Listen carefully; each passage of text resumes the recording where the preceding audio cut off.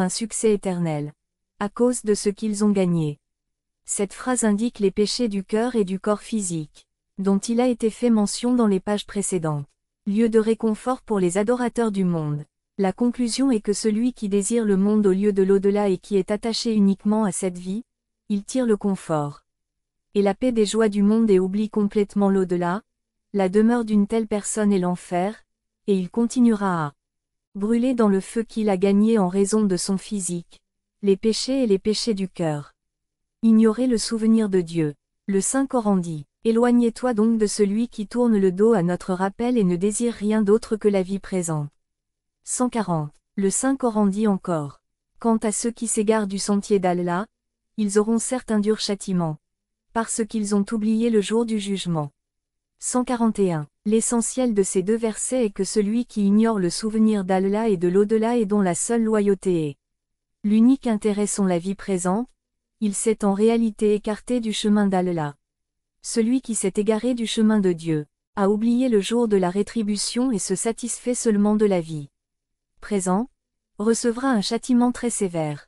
Il convient de mentionner que, puisque la question est basée sur la réalité, c'est pourquoi celui qui a, en réalité, français si une personne se détourne d'Allah et de l'au-delà et ne les désire pas, s'attache seulement à la vie présente, au lieu de l'au-delà elle s'est accommodée de l'affection du monde de telle manière que tous ses efforts sont consacrés uniquement à la vie présente, alors la demeure d'une telle personne est l'enfer, qu'elle nie verbalement Allah et l'au-delà, qu'elle ne croit en aucune autre vie que la vie présente ou qu'elle confesse verbalement sa croyance en Allah et en l'au-delà. Nous avons déjà expliqué auparavant que le bénéfice de la confession verbale de la foi n'est efficace que dans la pureté.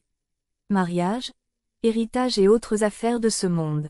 Cela n'est en aucun cas bénéfique pour l'au-delà. Foi sincère, rien d'autre ne peut le sauver du châtiment de l'au-delà. L'amour du monde a scellé les cœurs. Allah Tout-Puissant dit, c'est parce qu'il préfère la vie présente à l'au-delà, et parce qu'Allah ne guide pas les gens mécréants. Ce sont ceux dont Allah a scellé les cœurs, l'ouïe et les yeux. Et ce sont ceux-là les insouciants. Nul doute que dans l'au-delà, ils seront les perdants. 142. Ces nobles versets nous apprennent que ces gens n'aimaient que la vie présente, qu'ils la préféraient à l'au-delà et qu'ils étaient privés de l'opportunité et de la grâce divine. C'est pourquoi ils sont complètement coupés de l'au-delà, et ne restent attachés qu'à ce monde. Finalement, leurs cœurs ont été scellés et fermés. C'est-à-dire que leur compréhension et leur perception sont restés limités à ce monde et ils n'ont pas été capables d'obtenir la connaissance d'Allah et de l'au-delà. Les oreilles sont devenues sourdes pour entendre les conseils et les avertissements et leurs yeux sont devenus aveugles pour voir ces choses qui auraient pu leur rappeler Allah et l'au-delà. Maintenant, ils n'ont plus la capacité de percevoir ou comprendre, ni la capacité d'entendre ou de voir. Ils devinrent si inconscients que même lorsque l'au-delà les a appelés, et ils ont négligé la foi et la croyance qui auraient pu assurer leur succès dans l'au-delà. Ce sont là des gens qui subiront une grande perte. La limite maximale de l'écart. Allah Tout-Puissant dit, à ceux qui aiment la vie présente plus que l'au-delà, et se détournent du chemin d'Allah et désirent de le rendre tortueux, ceux-là sont dans une grande erreur. 143. Ils ont laissé derrière eux le jour difficile. Allah Tout-Puissant dit, certes, ceux-là aiment ce qui est passager et négligent le jour douloureux qui les attend. 144. Il dit encore, alors, c'est sûrement l'enfer, là où se trouve la demeure. 145. De même, il dit, alors que l'au-delà est meilleur et plus durable. 146. Aussi, et quant à ceux qui ne croient pas à l'au-delà, nous leur avons préparé un supplice douloureux. Châtiment.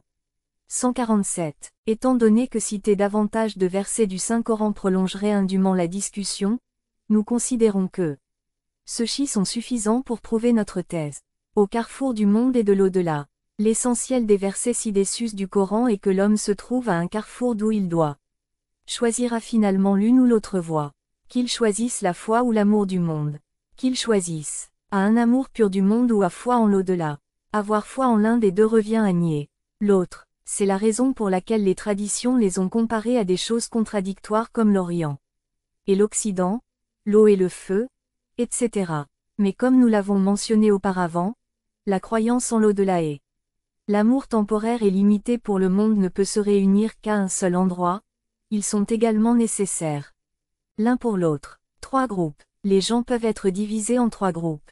Le premier groupe est celui de ceux qui demeurent fermes et constants dans la croyance et l'amour de l'au-delà jusqu'à leurs derniers instants.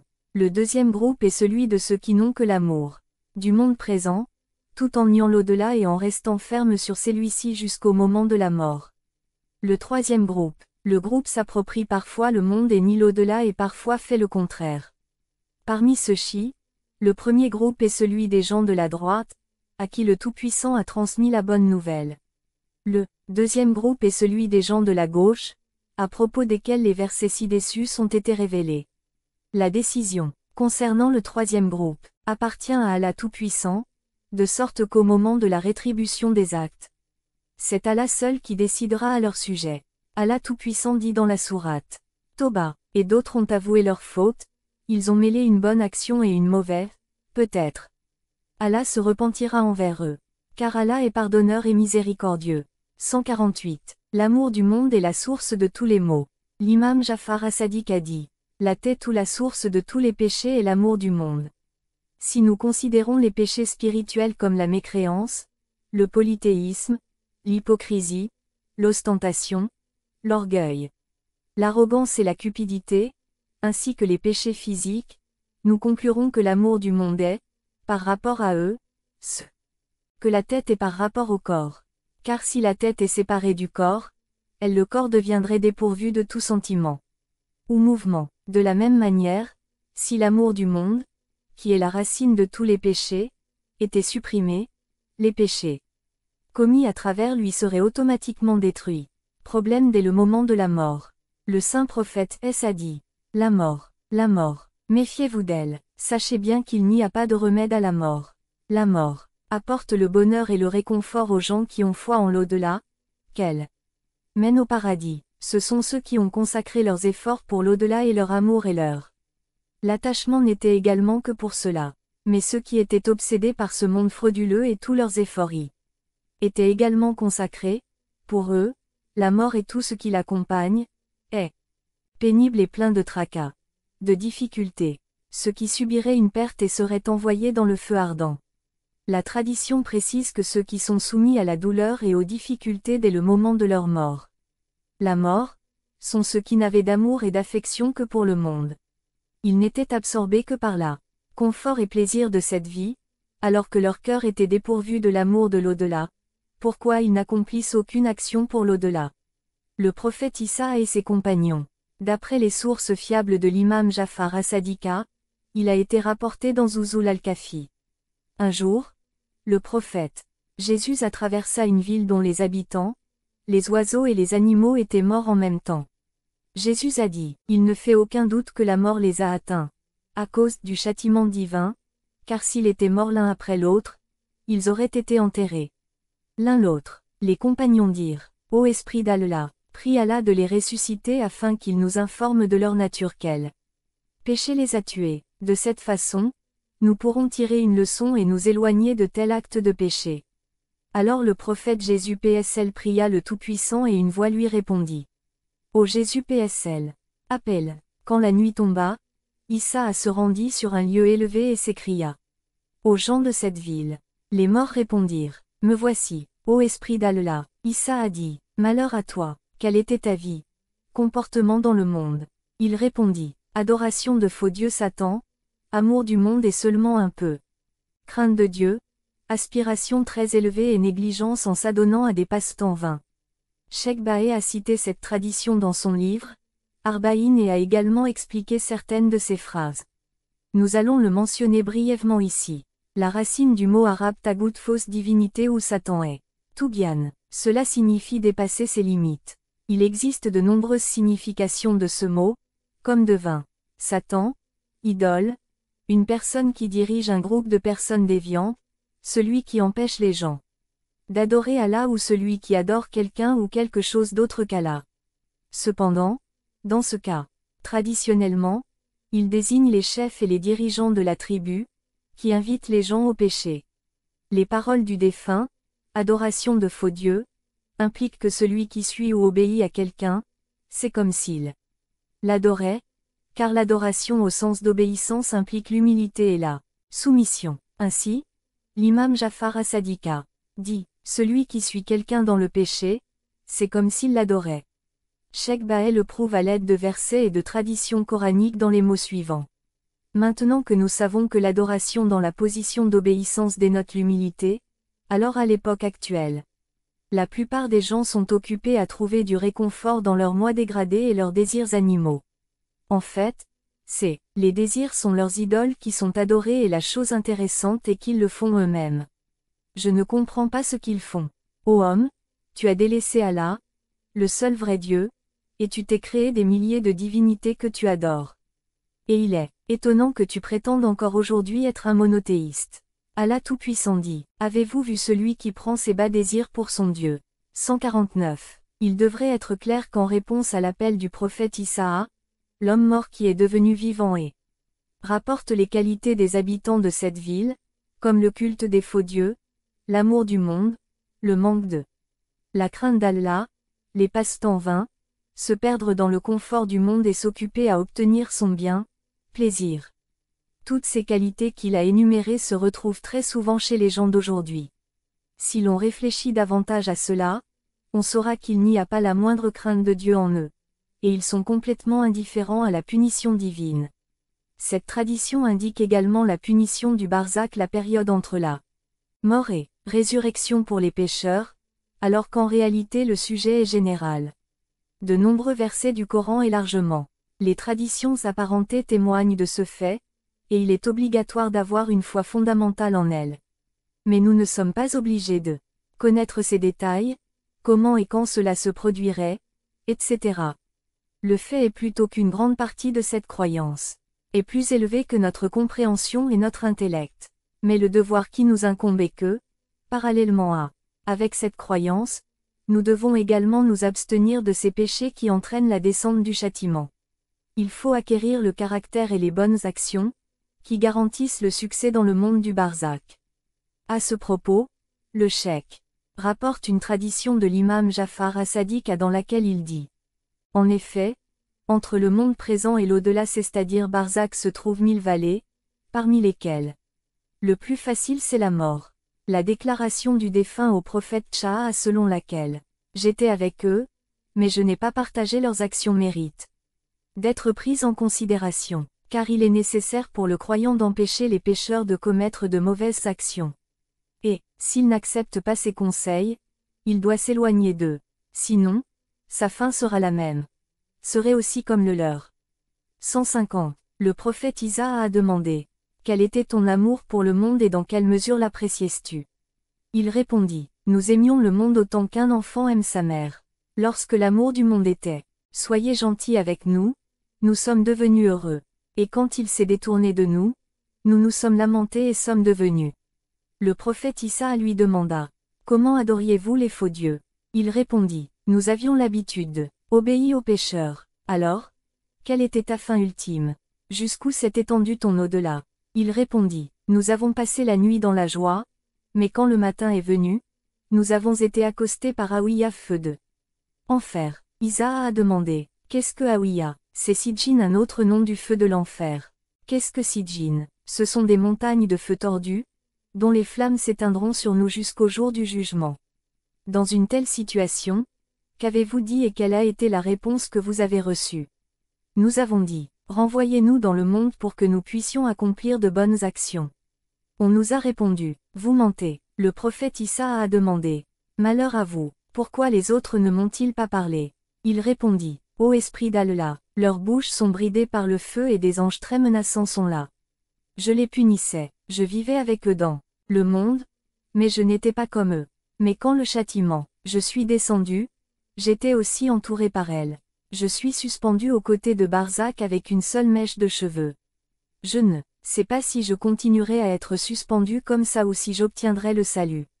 Le prophète Issa se tourna vers ses compagnons et dit, ô dévots d'Allah, manger du pain sec avec manger du sel et dormir sur un lit de foin sont de grandes actions. Le succès de ce monde et de l'au-delà réside également dans ceci. Cet incident montre à quel point l'amour du monde est un péché mortel. À la lumière de cette tradition, on peut dire que l'amour du Monde précipite la descente du châtiment et cause la destruction éternelle pour un. Nation. L'amour du monde désactive la raison. L'Amirul Mominin a dit, l'amour du monde paralyse l'intellect. Mais l'homme ne remarque pas les défauts de ce qu'il aime. De la même manière, celui qui aime le monde ne prend pas conscience de sa décadence, de sa temporalité, de ses calamités et de la turbidité de ses plaisirs. L'amour du monde rend également les oreilles sourdes, à cause desquelles elles sont incapables d'entendre les bons conseils et les paroles sages et elles n'acceptent pas les conseils et les avertissements. C'est aussi la cause de la descente du châtiment et de la destruction des gens. 151. Le monde et l'au-delà sont des ennemis mortels l'un de l'autre. Il ne fait aucun doute qu'elles sont ennemies l'une de l'autre et qu'elles sont éloignées l'une de l'autre. Ce sont deux chemins qui mènent à des destinations opposées. Celui qui aime le monde, l'aime et le poursuit, serait un ennemi de l'au-delà. Elles sont comme les deux directions opposées de l'Est et de l'Ouest. Celui qui est proche de l'une d'elles continuera à être plus éloigné de l'autre. Elles sont comme des coépoux. C'est-à-dire que malgré la distance entre le monde et l'au-delà, elles sont coépouses l'une de l'autre, car la plupart des gens leur accordent à toutes les deux le statut d'époux. Ils les aiment toutes les deux en même temps, et essaient de les conquérir toutes les deux, mais ils ignorent le fait que les deux ne peuvent pas se réunir. Les lignes ci-dessus montrent clairement que l'amour du monde dénote le détachement de l'au-delà. Si l'un d'entre eux, si on leur accordait de l'importance, ce serait de la négligence envers l'autre. Être gentil avec l'un d'eux serait méchanceté envers l'autre. Le messager d'Allah dit, le confort et le luxe du monde et sa douceur de vivre font de là. Désormais, l'amertume et le fait de supporter les saveurs amères du monde rendent la vie éternelle douce. 153. La conclusion de la parole de l'imam est que lorsque le monde crée nécessairement de la haine pour l'autre. Désormais, cela signifie que l'amour du monde n'est pas seulement un péché, c'est en réalité une infidélité. Les gens sont de trois catégories. Le premier groupe est celui qui n'a aucun amour pour le monde. C'est ce groupe qui obtiendra le salut. Le deuxième groupe est celui de ceux qui, bien qu'ils aiment le monde, si la vérité les confronte, l'acceptent avec humilité. Ils mangent la nourriture d'Allah mais continuent à le craindre. Allah Tout-Puissant pardonnera à ce groupe à cause du premier groupe. Le troisième groupe est celui qui a un amour intense pour le monde. Ils choisissent tout ce qui se présente à eux. Pour atteindre leur but, ils brûlent ensemble les choses sèches et humides et n'ont pas honte de la vérité. Ce groupe va être détruit et pour lequel il n'y a aucune possibilité de salut. Alors vos efforts devraient viser à être inclus dans le premier groupe et si ce n'est pas possible, au moins vous devez être inclus dans le premier. Le deuxième groupe 154. La discussion ci-dessus est suffisante pour prouver nos affirmations, mais si l'on désire étudier ce sujet plus en profondeur, il peut se référer aux traditions d'Al-Kafi et de Biharul Anwar, vol. C'est le deuxième niveau où l'amour du monde est préférable. Lorsque l'amour du monde dépasse l'amour d'Allah, du prophète, de l'au-delà et des Ahlul Bayt. Dans une telle situation, il est clair qu'elle est illicite et constitue un péché plus grave, pour lequel il est nécessaire de se repentir et il faut agir de manière contraire, c'est-à-dire privilégier l'amour d'Allah et de la. Le Saint-Coran et les traditions rapportées par les infaillibles ont mis en évidence cette question. À de nombreuses reprises, nous présentons ci-dessous quelques-unes de leurs déclarations. Allah Tout-Puissant dit dans la sourate Toba, dit, si vos pères, vos fils, vos frères, vos compagnons, vos proches et les biens que vous avez acquis, et le relâchement du commerce que vous craignez et les habitations. Ce que vous aimez, vous sont plus chers qu'Allah, son messager et l'effort dans son chemin, alors attendez. Allah fait exécuter son ordre, et Allah ne guide pas les gens pervers. 155. Exposition du vers. Celui qui reconnaît son Seigneur est bienfaiteur, et se considère comme sa créature, sous sa protection et la direction, et a la certitude de croire que tout ce qu'il a des choses dans sa maison et à l'extérieur sont toutes données par lui et toutes les causes du monde tournent autour de lui. Le résultat de cette reconnaissance serait que l'amour d'Allah serait logé dans son cœur. Un amour qui est plus élevé que l'affection de toute autre chose. Plus leur connaissance s'approfondit et plus le cœur se purifie, plus cet amour augmentera proportionnellement. À tel point qu'un temps viendra où il ne considérera plus rien ni personne, pas même lui-même, sauf Allah. Quoi qu'il aime et qu'il aime, ce ne sera que par amour d'Allah. Ce sera le stade où il aspirera à se sacrifier lui-même et tout ce qu'il a dans le chemin d'Allah. Si l'on considère la loyauté des chiens intelligents envers leur maître, au point qu'ils sacrifient même leur vie pour eux, il suffirait à faire honte aux gens intelligents. Que leur amour pour leur Seigneur soit encore moindre que l'affection d'un chien pour son maître. La loyauté des chiens est évoquée dans certains incidents du livre d'Astanesh Aguft. L'amour pour Allah nécessite l'amour pour ses amis. L'amour d'Allah nécessite que nous aimions son messager, son serviteur élu, Muhammad al-Mustafa. Également de manière appropriée, le saint prophète dit « Aimez Allah pour les bienfaits qu'il accorde sur toi, et aime-moi pour l'amour d'Allah, et aime ma famille pour mon amour. » 156. Cette tradition est citée dans Tirmidhi comme suit. Aimez Allah parce qu'il accorde la subsistance. Aimez-moi, à cause d'Allah et aime mes Ahlul Bayt à cause de moi. Ainsi, cet amour doit être plus élevé que l'amour pour toute autre chose. Car aimer le bien-aimé d'Allah, c'est aimer Allah en réalité. De la même manière, la caractéristique distinctive de l'amour pour le messager d'Allah c'est que l'on aime aussi ses Ahlul Bayt et les gens de sa famille. Il est nécessaire que notre amour pour eux soit plus élevé que l'amour pour nos propres proches. Allah, Tout-Puissant dit dans la sourate Shura, dit, je ne te demande aucune récompense pour cela, si ce n'est de l'amour pour mes proches. Pour plus de traditions sur le sujet de l'importance d'aimer les Ahlul Bayt, veuillez vous référer à Biharul Anwar Vol. 7. Nous ne mentionnons ici que quelques traditions qui sont reconnues authentiques par les chiites et les Circoncision. Le messager d'Allah a dit, par celui dans la main de qui est ma vie, aucun d'entre vous ne peut être un vrai croyant. Croyant jusqu'à ce qu'il ne m'aime plus que son père, ses enfants et ses autres parents. 158. Personne ne peut avoir foi en Allah jusqu'à ce qu'il ne m'aime pas plus que lui-même, ma progéniture plus que moi, que sa progéniture, ma famille plus que sa famille et moi plus que lui-même.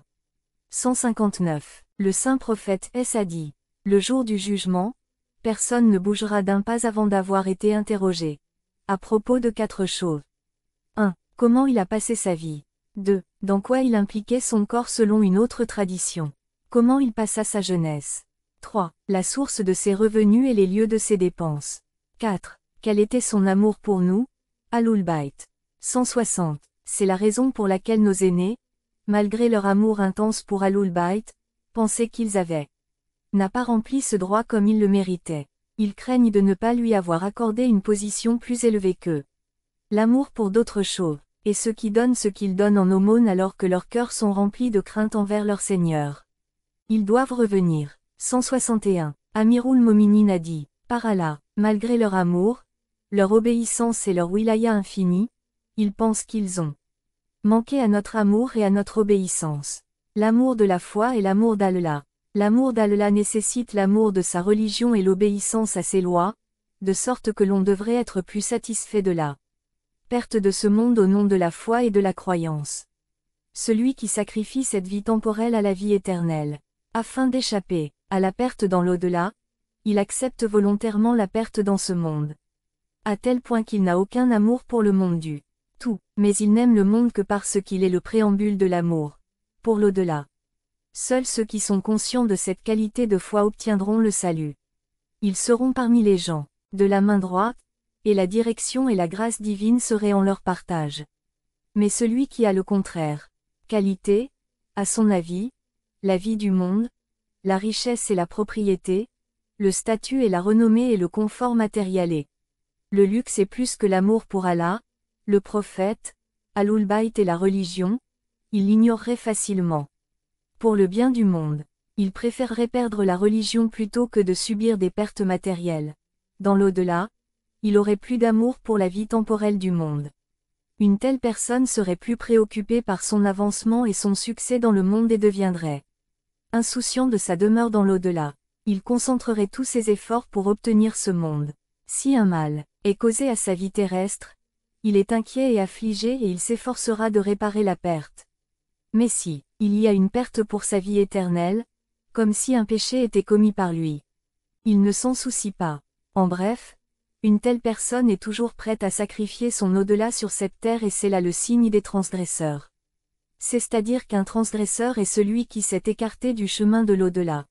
Il est évident que celui qui devient un transgresseur est privé de conseil, de grâce, de bienfaits et d'aide de Dieu. Le Coran dit. Et Allah ne guide pas les gens transgresseurs. 162. Il est également nécessaire que le transgresseur s'attende au châtiment divin dans l'au-delà. Attendez ensuite qu'Allah exécute son ordre. Et Allah ne guide pas les gens pervers. 163. Prenez votre compte. Il incombe à chacun de ceux qui croient en Allah et en l'au-delà de continuer à examiner son cœur. Alors, si son amour pour Allah et toutes les personnalités liées à lui est plus grand que son amour pour le monde, il devrait remercier Allah et continuer à faire des efforts pour accroître cet amour. Mais si la situation est mauvaise, au contraire, il doit pleurer sa condition et essayer de corriger la situation. Il ne doit pas non plus se reposer avant d'avoir atteint son objectif. L'amour d'Allah et de l'au-delà devient plus fort et il a la certitude de la croyance. Cherchons-nous le plaisir d'Ahlul Bayt. Il est obligatoire pour chaque musulman d'accorder la priorité à l'amour des Ahlul Bayt sur l'amour du monde. La justice exige qu'il interroge son cœur sur la mesure dans laquelle il s'est efforcé d'accomplir cette obligation divine. A-t-il plus d'amour pour Ahlul Bayt ou aimait-il les divertissements mondains et court-il après le confort et les plaisirs qu'il y a? Désire-t-il le plaisir de ces saintes personnalités ou, malgré le mécontentement d'Ahlul Bayt, il est occupé à satisfaire ses désirs sensuels? Si après avoir réfléchi à cette question il conclut que son amour pour le monde est plus profond que celui pour le descendant de Mahomet, il devrait savoir qu'il a manqué à son devoir d'accomplir un commandement divin. Il doit continuer à essayer d'améliorer sa condition. Il ne doit pas devenir fier à cause des traditions. En louange aux chiites d'Ahlul Bayt, comme l'amour d'Ali est une bonne action par laquelle les péchés ne nuisent pas. Parce que de telles traditions sont destinées à ceux dans le cœur desquels l'amour pour Ali Muhammad domine l'amour pour d'autres peuvent être amoureux du monde mais ne peuvent pas être amoureux d'Ahlul Bayt. Parfois, il arrive aussi que l'amour du monde présent dans le cœur d'une personne crée en elle une aversion pour Allah, le messager et les gens de la maison. Nous citons ci-dessous deux récits pour prouver ce fait. Ahlul Bayt le considère comme un ennemi. Cheikh Tusi rapporte d'après Zaïd ibn Ali qu'une personne est venue voir Amirul Mominina et a dit. Au accent circonflexe, Amirul Mominina, par Allah, je t'aime pour l'amour d'Allah. Ali a dit, mais je te hais à cause d'Allah. Pourquoi est-ce ainsi? Pria-t-il. Ali a répondu, tu as fait de l'appel à la prière ton métier et tu reçois une récompense pour l'enseignement du Coran. J'ai entendu le messager d'Allah dire. La récompense de celui qui prend une récompense pour l'enseignement du Coran ne sera que celle qu'il a déjà reçue. 164. L'amour des Ahlul Bayt est une obéissance à Allah. Amirul Mominina a dit que l'amant de Mahomet est celui qui obéit à Allah même s'il n'est pas même éloigné de lui comme Salman et Abu Zar et l'ennemi de Mahomet est celui qui désobéit à Allah même s'il est son proche parent comme Abu Jahl et Abu Lahab. 165. L'imam Muhammad Bakir s'adressa à Jabir et dit, ô Jabir, notre ami est celui qui obéit à Allah et notre ennemi est celui qui désobéit à Allah. Et notre wilaya maîtrise ne peut être atteinte sans les bonnes actions et la piété.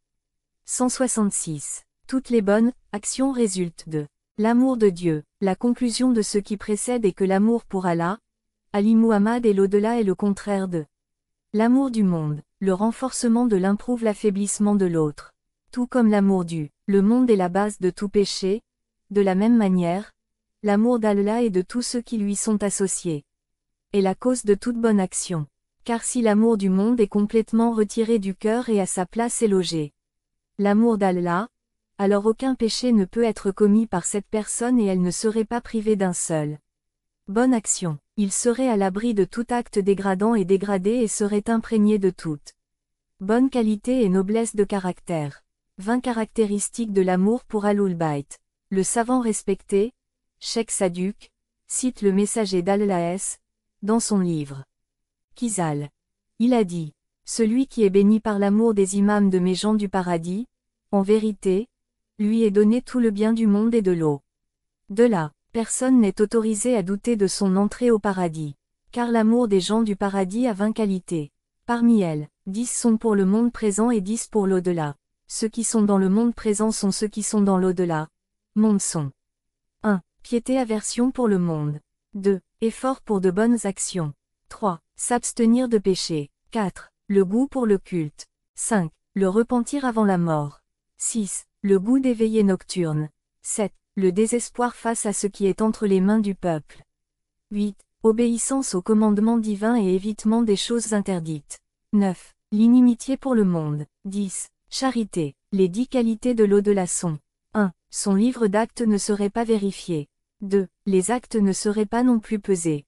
3. Son parchemin d'actes serait remis dans sa main droite. 4. Le salut de l'enfer serait écrit pour lui. 5. Son visage serait lumineux. 6. Il serait obligé de porter la robe du paradis. 7. Il intercéderait pour 100 de ses proches.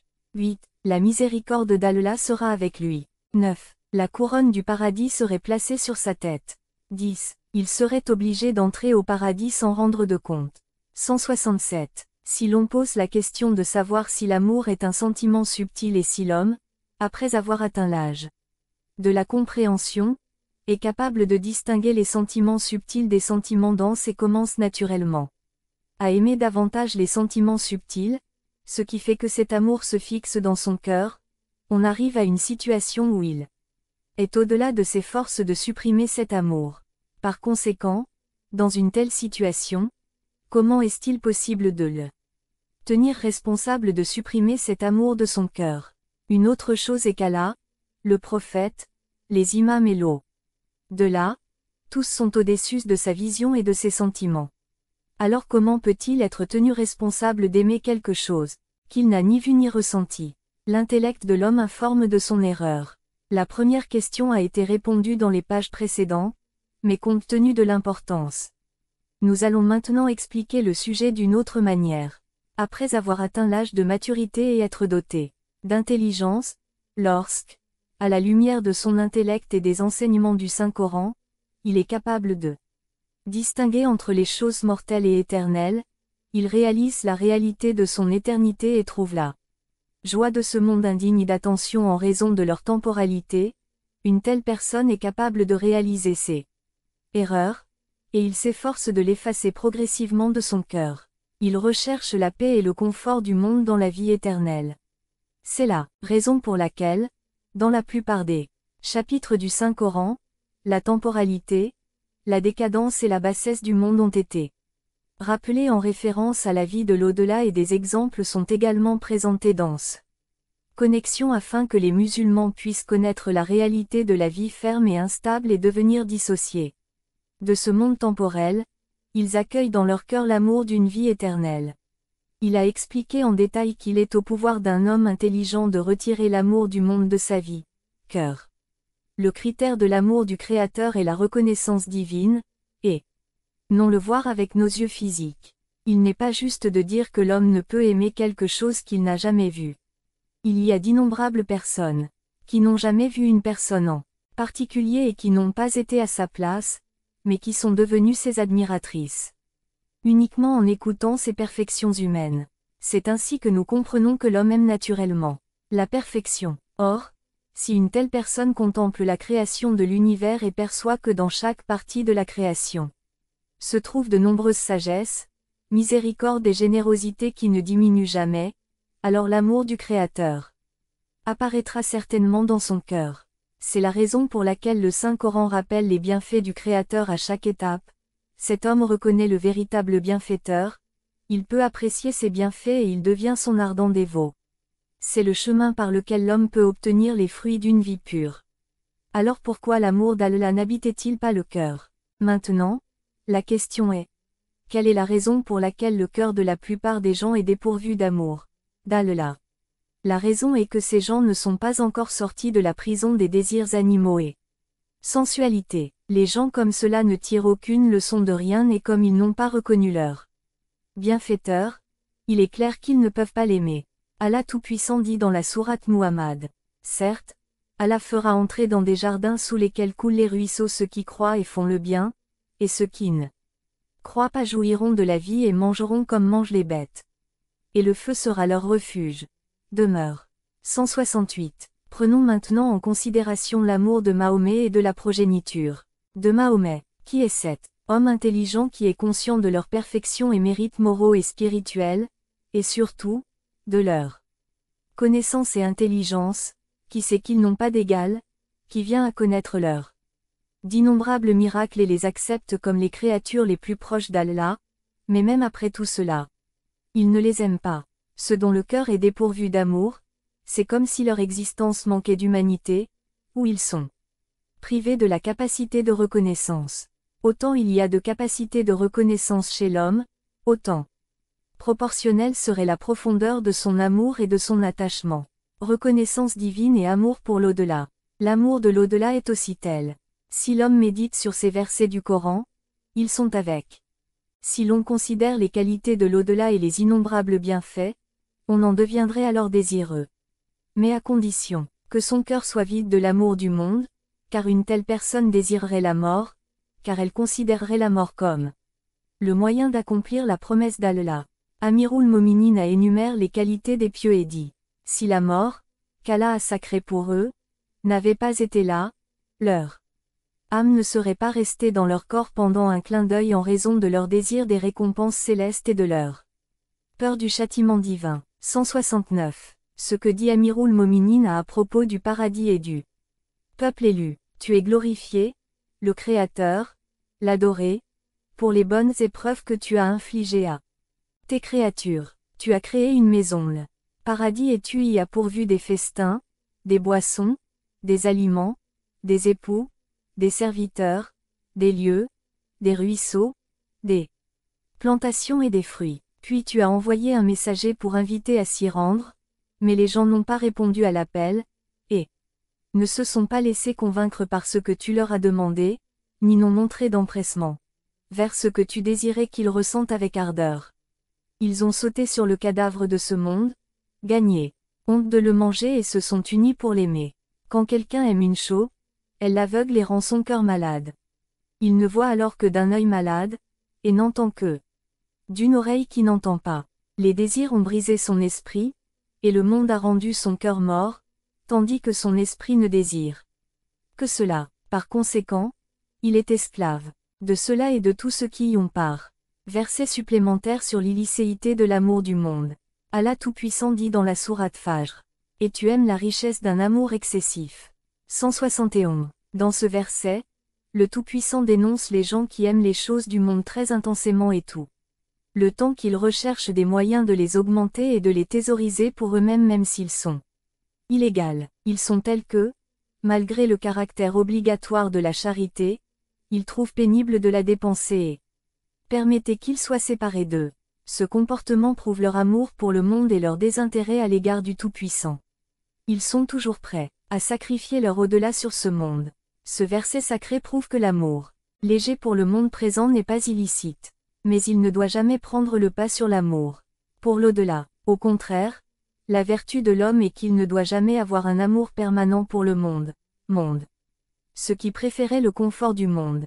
Concernant ceux qui ont préféré le confort du monde à la paix de l'au-delà, nous avons le verset suivant de la sourate Toba. Vous contentez-vous de la vie présente plutôt que de l'au-delà. Mais la subsistance de cette vie, la vie sur terre est peu de choses comparée à celle de l'au-delà. 172. Dans ce verset, Allah le Tout-Puissant condamne sévèrement ceux qui ont un amour intense pour les conforts de ce monde et qui n'accordent aucun crédit à la vie dans l'au-delà. Leur amour pour le monde est tel qu'ils deviennent absolument indifférents à l'au-delà. Ils se consacrent uniquement à ce monde et ne désirent que la vie d'ici-bas même si cela implique la destruction de leur vie future. Bien que la croyance en Allah et en l'au-delà nécessite que la situation soit à l'opposé de celle-ci, l'amour de l'au-delà doit être tellement supérieur à l'amour du monde qu'il néglige ce monde et sacrifie sa vie pour l'au-delà. Il est clair que dans de telles circonstances, il n'y a aucun doute sur l'affection pour les choses de ce monde et sur la position et le statut dans ce monde. Quelques versets remarquables. 1. Et recherchez, parce qu'Allah vous a donné, la demeure future, et ne négligez pas votre part de ce monde, et faites du bien aux autres comme Allah vous a fait du bien, et ne cherchez pas à sème le désordre sur terre. Certes, Allah n'aime pas les semeurs de désordre. 173. 2. C'est parce que vous vous êtes réjouis injustement sur le pays, et parce que vous avez agi avec insolence. 174. Raghib dit dans Mufrada qu'ici le mot arabe pour exulter est faraha. Il dénote le gonflement de la poitrine en raison du bonheur mondain, qui est causé par les plaisirs de manger et de boire et non par joies illicites. Alors que Tamraoun se comportait avec insolence dénote l'excès et l'extrémisme dans le bonheur. Et ne détourne pas ton visage des gens avec mépris, et ne parcours pas le pays en jubilant. Allah n'aime pas le vantard. 175. Mais lorsqu'ils négligèrent ce qu'on leur avait rappelé, nous leur avons ouvert la porte de toute chose, jusqu'au moment où ils se réjouirent de ce qui leur était donné. Nous les saisîmes soudain. Alors, voici qu'ils furent dans un désespoir total. Ne pensez pas que ceux qui se réjouissent de ce qu'ils ont fait et qui aiment doivent être loués.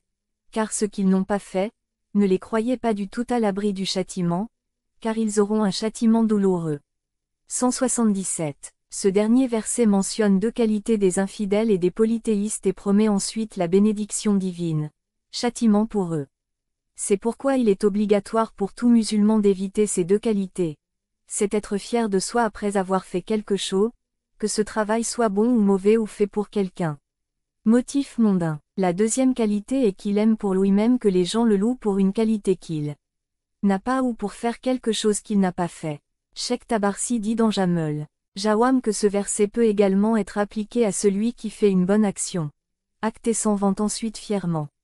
Celui qui aime pour lui-même que les gens louent sa piété et la justice, alors qu'il n'a pas ses vertus. Il est mentionné dans le Tafsir Maktinatut Durar que dans ce verset, ceci se réfère aux gens ordinaires. Ce verset s'applique à toute personne qui accomplit une bonne action et s'en vante ensuite. Elle aime que les gens louent des vertus qui ne sont pas présentes en elle. Fakhruddin Razi dit dans le Tafsir Kabir que ce verset se réfère aux Juifs qui ont déformé la Torah et l'ont interprétée de manière erronée pour tromper les gens. Ils n'étaient pas seulement satisfaits de leur activité, ils souhaitaient également que les gens les félicitent, leur religiosité, leur véracité et leur noblesse de caractère. Allama Razi dit en outre que si vous voulez savoir, en vérité, la majorité des gens sont comme ça, parce que la plupart des gens essaient de réussir dans le monde, par des moyens frauduleux et trompeurs. Lorsqu'ils atteignent leurs objectifs, ils en sont heureux et comme ça, les gens devraient vanter leur honnêteté, leur piété et leur véracité. Mouaki Kardebelli dans son livre Zubdatul Bayan dit 178. Il n'est pas improbable que ce verset prouve seulement l'illicéité de l'acte de la personne. Qu'elle ait accompli cet acte ou non, dans les deux cas, ce verset a déclaré l'illégalité de la vantardise. Mais, puisque ce verset est général et ne concerne pas un aspect particulier, il est donc interdit de se vanter de quelque chose que l'on a fait, mais exprimer sa joie et son bonheur en faisant quelque chose dans lequel il n'y a pas de place.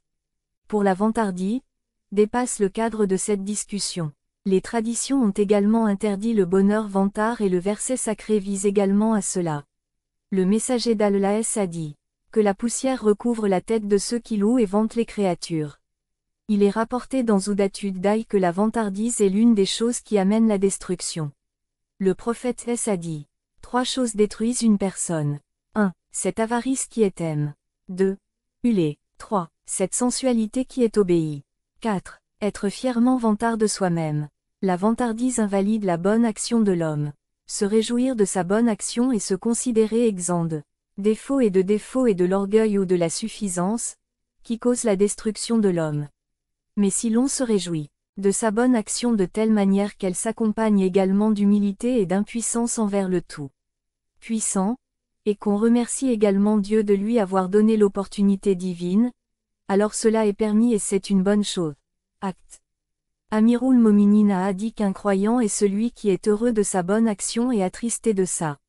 Acte malfaisant. Mouaki Kardebelli dit que Ghazali a cité une tradition qui, si elle était authentique, indique que nous serions tous détruits. La tradition est la suivante. Une personne a été louée en présence du messager d'Allah. Le prophète a dit, si cette personne est satisfait de cet éloge de votre part, il est un prisonnier de l'enfer. Le Mouakik dit, ce verset suffit à prouver l'exactitude de cette tradition. Allah n'aime pas ceux qui sont orgueilleux et vaniteux. Allah Tout-Puissant dit dans le Coran, aucun mal n'arrive sur la terre ni dans vos âmes, sans qu'il ne soit consigné dans un livre avant que nous ne l'introduisions dans le monde. existence, cela est certes facile pour Allah, afin que vous ne vous affligiez pas de ce qui vous a échappé, ni soyez joyeux de ce qu'il vous a donné. Et Allah n'aime pas l'arrogant et le vantard. Quelle est cette joie illégale? En étudiant attentivement les versets ci-dessus et les déclarations des commentateurs et des savants de la langue, on apprend que le bonheur qu'Allah n'aime pas est celui qui équivaut à la vantardise et à l'excès. C'est-à-dire le bonheur qui dépasse les limites et qui se situe dans la sphère de l'orgueil, de la vantardise et de l'ostentation apparente. Pour mieux expliquer ce point, prenons un exemple. Supposons que quelqu'un ait besoin d'une maison. Si, après avoir fait des efforts, il parvient à atteindre son but, même s'il sait que c'est un lieu de résidence temporaire et qu'il doit également payer un loyer fixe tous les mois, il est néanmoins heureux d'avoir un endroit où vivre. Ce bonheur limité n'est pas inapproprié et blâmable et ce n'est pas interdit. Mais si cette même personne, après avoir pris possession de la maison, l'usurpe, et avec la plus grande audace, ne tient pas compte de l'importance du propriétaire, et il le considère comme le fruit de ses efforts et de son travail acharné et se présente comme le véritable propriétaire de la maison comme si personne n'y avait aucun droit. Non, seulement il est heureux. Étant considéré comme le propriétaire de la maison, il en est également fier et dans sa joie, il dépasse les limites. Les intellectuels considèrent qu'un tel bonheur débridé est blâmable. Maintenant, après cet exemple, il serait tout à fait approprié de dire que si quelqu'un obtient une prime comme de l'argent et qu'il le considère comme une grâce d'Allah et a la certitude que le véritable propriétaire est Allah, et il doit s'en acquitter. Il a également le droit d'Allah de faire usage de cet argent. Il a aussi le droit que cette richesse ou ce bien est temporaire et qu'il sera privé de lui avant ou au moment de sa mort, et il est content de pouvoir subvenir à ses besoins de cette richesse pendant un certain temps, alors en effet ce bonheur, s'il est accompagné de reconnaissance envers Dieu, l'humilité et la sincérité seraient acceptables par la loi religieuse et seraient conformes au commandement divin. Allah Tout-Puissant dit dans la sourate Yunus, dit, c'est par la grâce d'Allah et par sa miséricorde qu'ils se réjouissent. C'est mieux que ce qu'ils amassent. 180. Si, après avoir acquis une richesse, il oublie Allah et considère cette richesse comme le résultat de ses efforts et s'imaginant être le propriétaire permanent et ne pas croire que quelqu'un d'autre y a droit, alors qu'il possède cette richesse, il se considère inutile et ne croit pas qu'elle lui appartient, seulement pour un temps. De cette façon, il est non seulement heureux, mais aussi fier et vantard de l'avoir. C'est cette joie illimitée qui est illicite et dénoncée. L'amour du monde expliqué ci-dessus dénote un amour sévère et permanent. C'est le sujet de notre discussion actuelle. Nous avons également cité quelques versets du Coran pour prouver son illégalité. Maintenant, pour celui qui se préoccupe de l'au-delà, Allah rend son cœur autonome et inutile. Il rend également arrangement pour toutes les affaires de sa vie. Les traditions expliquent également que celui qui préfère l'amour du monde à l'amour de l'au-delà considère l'accomplissement des désirs de ce monde au détriment de celui de l'au-delà et accorde plus d'importance à la vie présente. Allah l'appauvrit et le maintient dans la pauvreté pour toujours. Pour une telle personne, plus elle acquiert de richesses, plus elle devient avide et ses désirs continuent également croissant, jusqu'au moment où il ne pouvait plus se rendre inutile. Alors qu'au contraire, il est aussi attaché au monde et est toujours à la poursuite des désirs mondains. Puisqu'il ne parviendrait pas en accomplissant davantage le monde, ses soucis et ses ennuis ne cessent d'augmenter. En même temps, sa crainte de Dieu diminuerait. Il deviendrait avare dans ses dépenses, son argent pour lui-même et sa famille. Malgré sa richesse, il passerait une vie de dénuement. Cette condition est qualifiée de véritable pauvreté. Parce qu'une telle personne ne croit pas à l'importance accordée à l'au-delà et qu'elle ne dépense pas son argent dans des œuvres de charité et de bonnes actions dans le chemin d'Allah, c'est pourquoi elle atteindra l'au-delà les mains vides. Explication complémentaire. Celui qui satisfait les désirs de ce monde, comme la richesse et les enfants, et qui en est extrêmement heureux, mais qui ne considère pas ses bienfaits comme venant d'Allah, qui n'accepte pas non plus que Dieu lui accorde des droits et refuse d'assumer les responsabilités qui lui ont été imposées par Allah, celui-là est un négateur des bienfaits divins. Il est inutile de dire que celui qui nie les bienfaits d'Allah devient éligible au châtiment d'Allah. Il est nécessaire pour une telle personne de craindre la colère divine. Cette même intrépidité envers Allah et cette trop grande joie, c'est-à-dire qu'il ne craint pas la rétribution d'Allah, constitue un plus grand péché. En conclusion, nous pouvons dire que si une grâce procure un bonheur sans limite et qu'elle est également accompagnée d'orgueil, cela signifie que cette personne n'a pas peur de la rétribution d'Allah.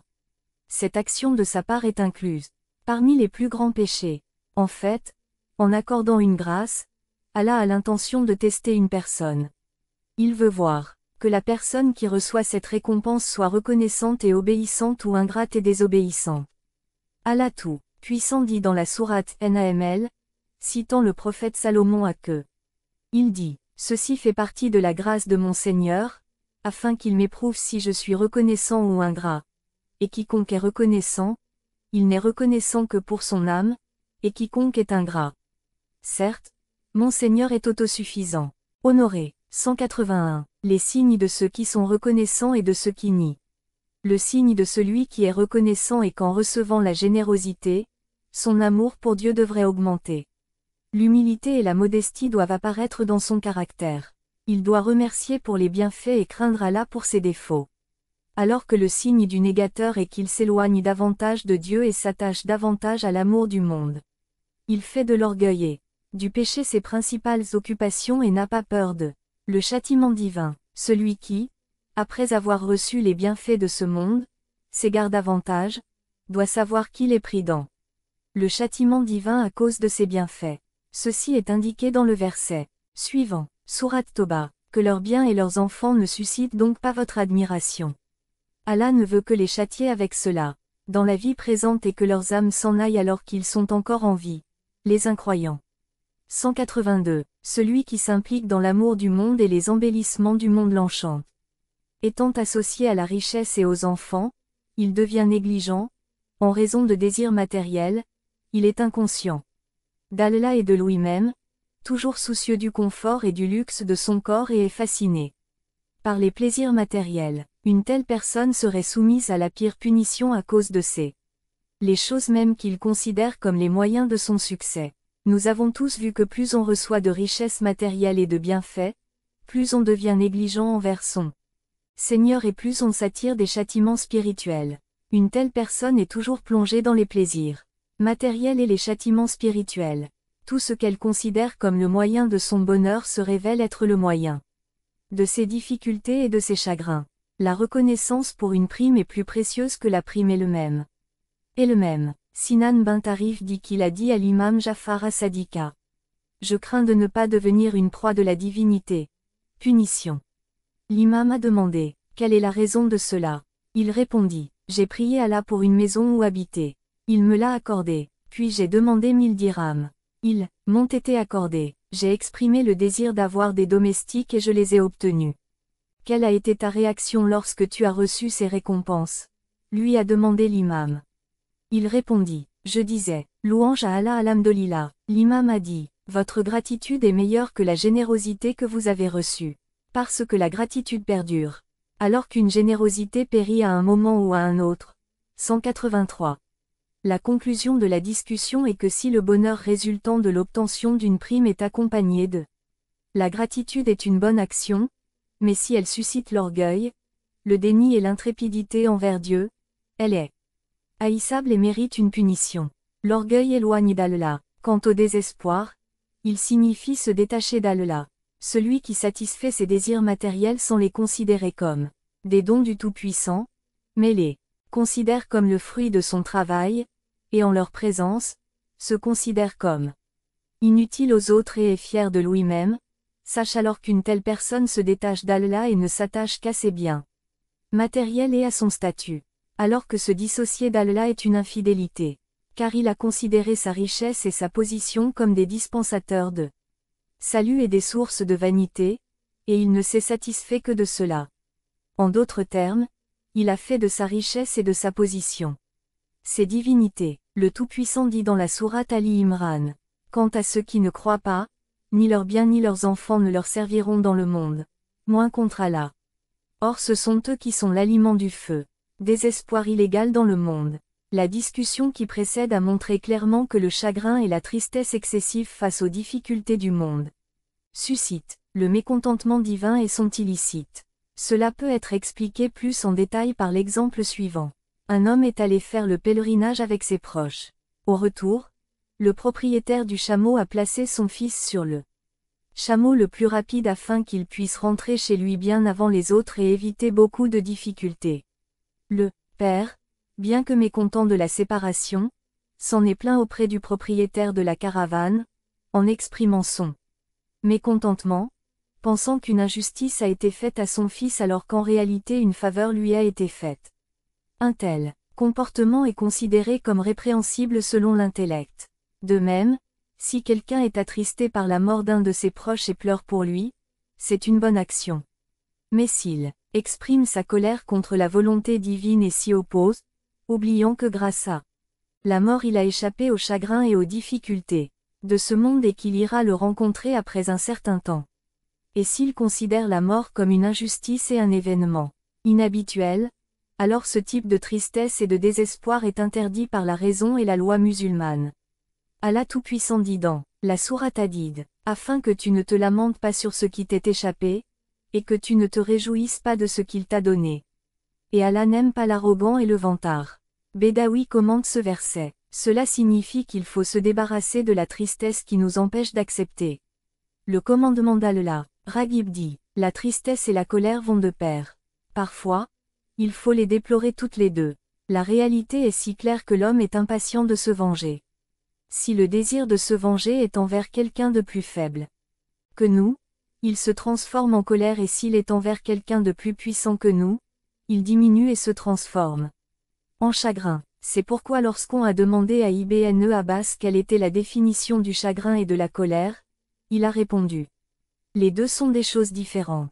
Les deux termes ont la même barre, mais leurs noms sont différents.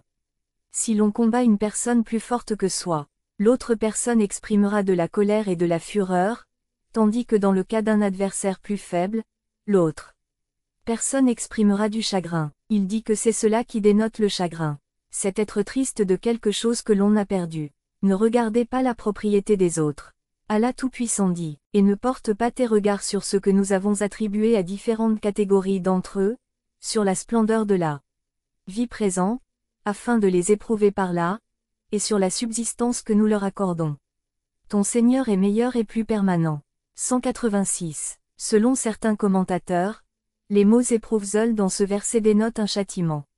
Cela signifie, nous les punirons par les embellissements et les parures de ce monde, afin que l'excès de richesse et d'enfants leur cause davantage de problèmes. Il est mentionné dans Kashful Asrar que le sens du mot arabe Zara splendeur dans le dictionnaire est un bourgeon. Le Tout-Puissant a appelé ce monde un bourgeon parce que l'humidité et la fraîcheur d'un bourgeon ne durent pas plus de 2 ou 3 jours, et il se dessèche très vite.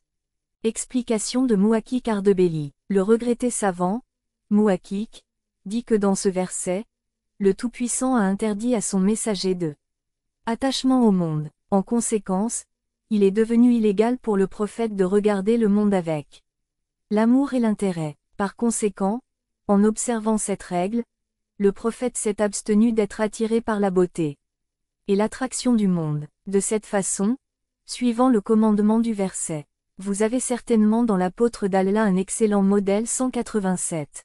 Il est devenu obligatoire pour les gens de suivre l'exemple du saint prophète Sceaux. De ce fait, il est également devenu illicite pour les gens de ne pas accorder de valeur aux paillettes du monde. C'est une autre affaire si l'on dit que ce commandement est limité au saint prophète Sceaux, mais cela n'est pas prouvé. De plus, les livres de jurisprudence islamique ne mentionnent pas cela. Parmi les qualités spéciales du saint prophète Sceaux, la chose la plus détestable pour Allah est de regarder le monde avec espoir et attachement, comme mentionné dans le Tafsir Kashaf. Il est également possible qu'ici cela implique de regarder le monde avec avidité ou avec l'intention de commettre un acte illicite à l'égard du monde, bien qu'il ne fasse aucun doute que dans ces circonstances, cela est absolument illicite. 188. Selon certains commentateurs, bien que ce verset soit adressé au saint prophète S, il implique la communauté musulmane, l'amour et l'attachement au monde sont interdits à tous. Conclusion tirée des versets ci-dessus. Ceux qui se contentent des enseignements du Saint-Coran savent bien qu'une grande partie du livre d'Allah concerne la réprobation du monde. Le secret est que l'amour du monde devient le plus grand obstacle sur le chemin de la foi en Allah, au prophète et à l'au-delà. C'est la source de tous les péchés et à cause de cela, le monde et l'au-delà de l'homme sont tous détruits. C'est pourquoi il est du devoir de chaque personne religieuse de se réformer. Il doit se débarrasser de l'amour de l'autre, monde de son cœur ou continuer à le diminuer. D'un autre côté, il doit raffermir l'amour pour Allah et ses proches. Il doit méditer profondément sur les versets du Saint-Coran qui interdisent l'amour intense et permanent pour le monde. Puisque nous avons déjà cité de tels versets auparavant, nous ne donnons ici que quelques traditions à ce sujet par souci de concision. Désirer le monde apporte des ennuis. L'imam Jafar as-Sadiq a dit: celui qui passe ses jours et ses nuits de telle manière que son plus grand bonheur soit le péché est d'obtenir le monde, le Tout-Puissant Allah met la pauvreté et les difficultés entre ses deux yeux et rend sa situation difficile. Il n'obtiendrait que la part du monde qui lui est destinée. Et pour celui qui passe ses jours et ses nuits alors que son plus grand objectif est d'atteindre l'au-delà, le Tout-Puissant Allah donne à son cœur le néant et complète ses affaires pour lui. 189. L'amour du monde engendre l'intrépidité et le désespoir d'Allah. En plus de ce que nous avons déclaré ci-dessus pour prouver que l'amour du monde est un plus grand péché et un matière illicite, il est également important de savoir que l'amour du monde s'accompagne nécessairement de d'autres péchés plus graves. Les détails sur lesquels ont déjà été donnés dans le livre, les péchés plus graves. L'un d'eux, il s'agit de ne pas avoir peur du châtiment divin, c'est-à-dire de ne pas avoir peur du châtiment caché de Dieu. Quoi, se sentent-ils donc à l'abri du stratagème d'Allah? Or, nul ne se sent à l'abri du stratagème d'Allah, sauf le peuple